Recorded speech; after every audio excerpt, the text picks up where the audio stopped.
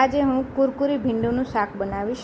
શાક બનાવવા માટે આપણે ભીંડીને 2 પાણીથી ધોઈ લઈશું અને ઝીણી કટ કરી લઈશું સાફ કરીને સારી રીતે। અને પછી આપણે લોહી ગરમ કરવા મૂકીશું।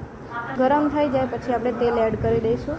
એમાં રાઈ, જીરું, હિંગ અને મીઠો લીમડાના પત્તા થોડા એડ કરી દઈશું અને લસણ એડ કરીને આપણે એમાં ભીંડી એડ કરી દઈશું। હિંગ ઓપ્શનલ છે, જેને નાખવો હોય ને લસણ નહીં। પછી લસણ એડ કર્યા પછી આપણે એમાં ભીંડો એડ કરી દઈશું।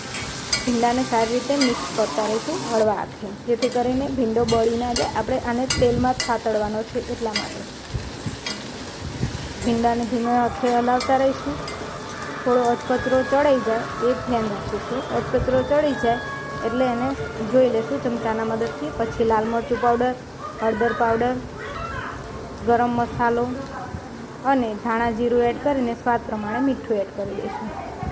બધાને સારી રીતે મિક્સ કરી લઈશું અને થોડી વાર સતળાવા દઈશું। આ બધા મસાલા, સૂકા મસાલા ચડી જાય એટલે આપણે ભીંડાનું શાક જે કડક ક્રિસ્પી કે એવું તૈયાર છે સર્વ કરવા માટે। આપણે સર્વ કરો આને રોટલી કે ભાખરી સાથે કડક ભીંડાનું શાક।